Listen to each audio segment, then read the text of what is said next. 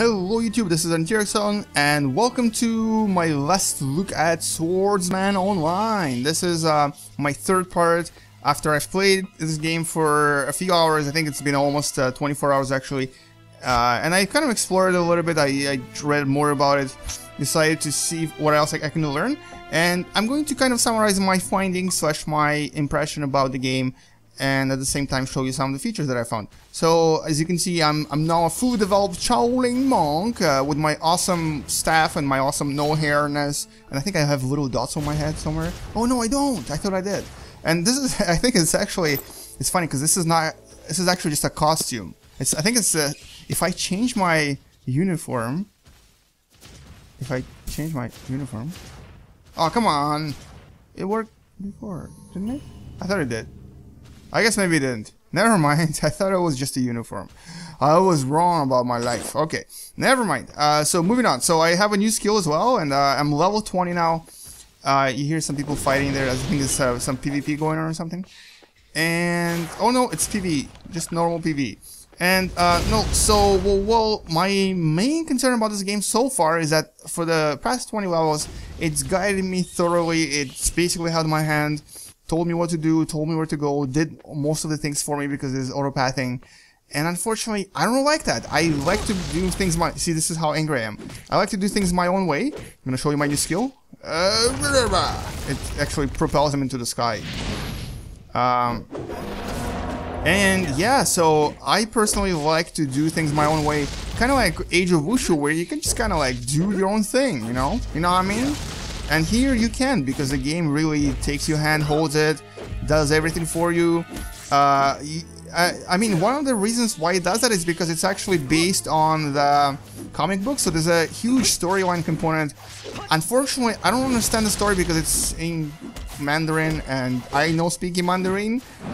And basically, I have no idea what's going on for the most part. I mean, I'm watching the cutscenes, but I have no idea what the person is saying or doing and why they're doing that. So unless you're a big fan of this comic book, I think you may not actually enjoy the game as much. What else do I have to do? Kill Domain Scouting Disciple. Where are these guys?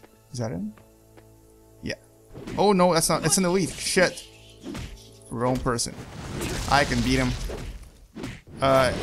Surprisingly, my character is actually super powerful. I don't know if that's by mistake or supposed to be like that, but I'm pretty badass, if you know what I mean. That's what I can do to you if you try to attack me. And yeah, so the following story for me was not really fun.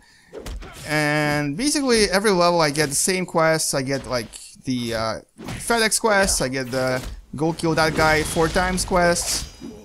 And then that's it. That basically after that you just kind of leave. I mean, all I do is I press this. It leads me to my monster. Usually even starts attacking for me, like right now. And then I just kind of go back to my next quest. And I've been covering all these maps, and there's obviously a story to it. There was even like a stealther mission where I had to sneak around and try to not be detected. It wasn't really that much fun. Now, I'm not complaining about this game. It's a very beautiful game. It has really interesting, original fighting gameplay.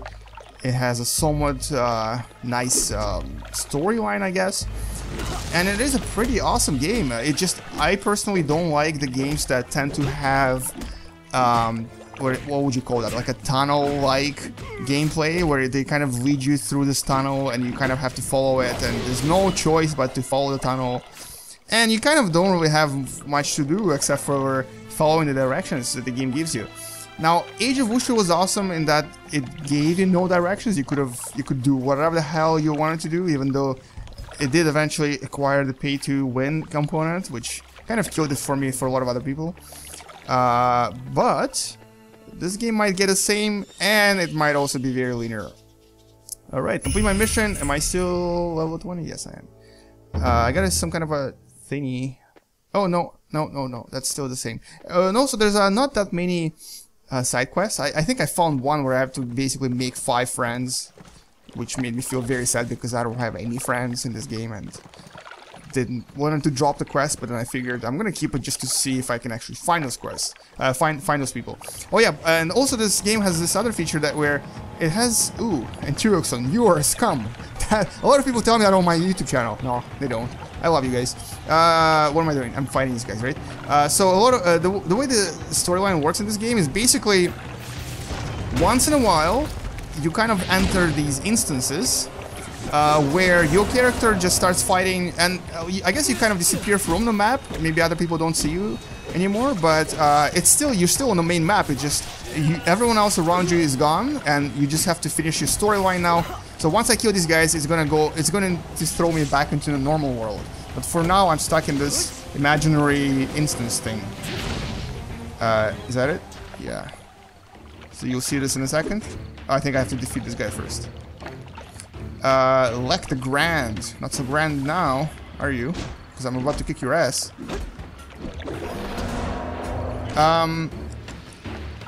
Yeah, I have this dodging skill as well that I can use now. And I go, oh, one more thing. I also learned how to triple jump. It's a skill that you acquire through some amazing Kung Fu.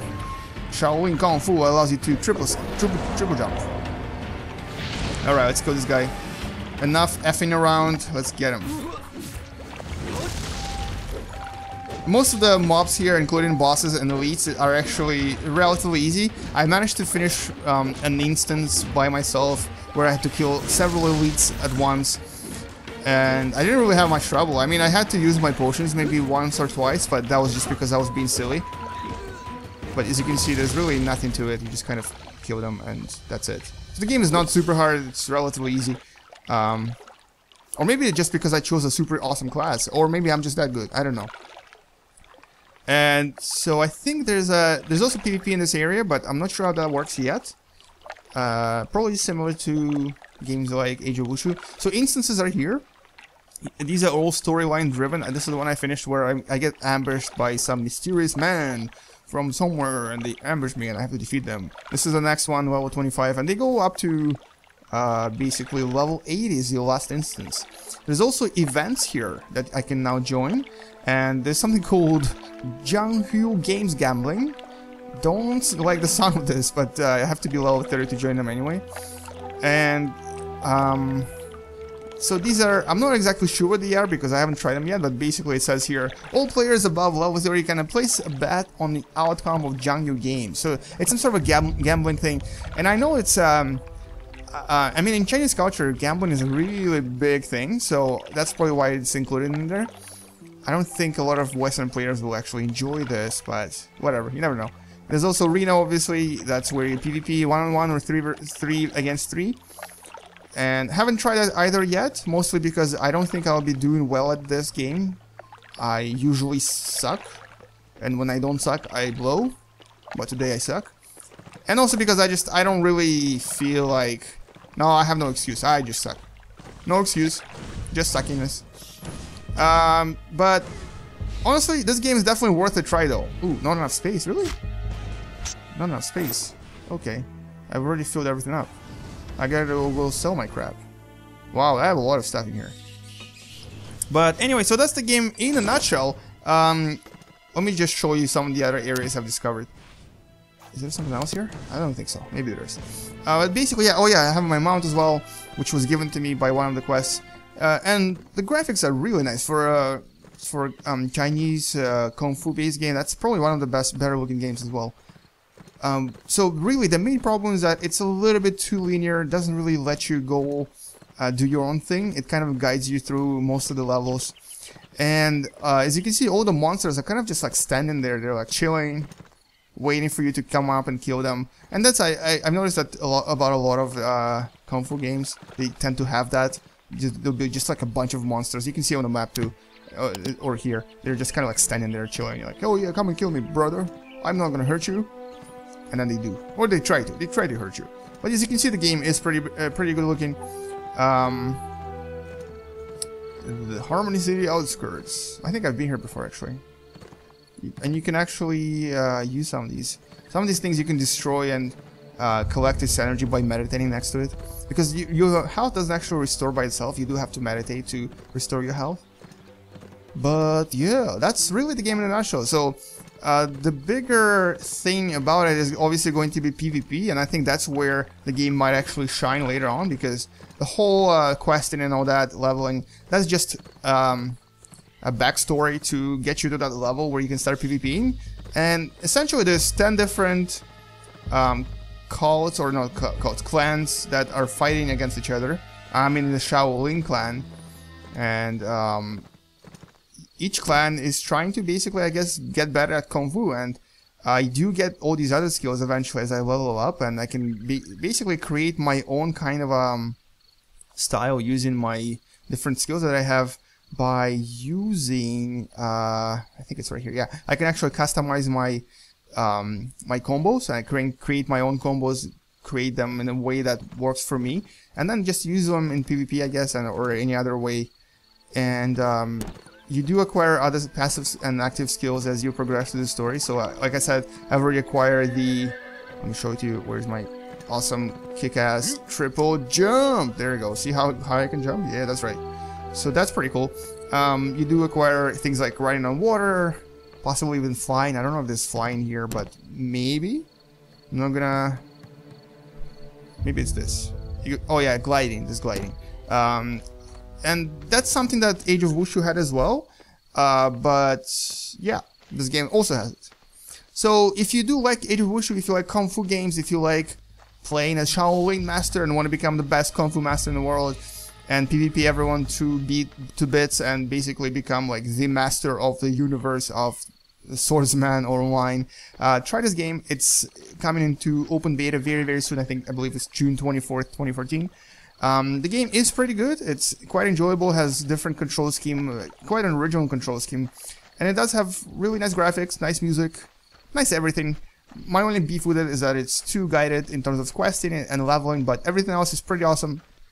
Nice skills, nice looking graphics, lots of characters to choose from, lots of different styles. So it's a pretty solid, pretty strong Kung Fu game, right? Right, guys? So there you have it. So go give it a try.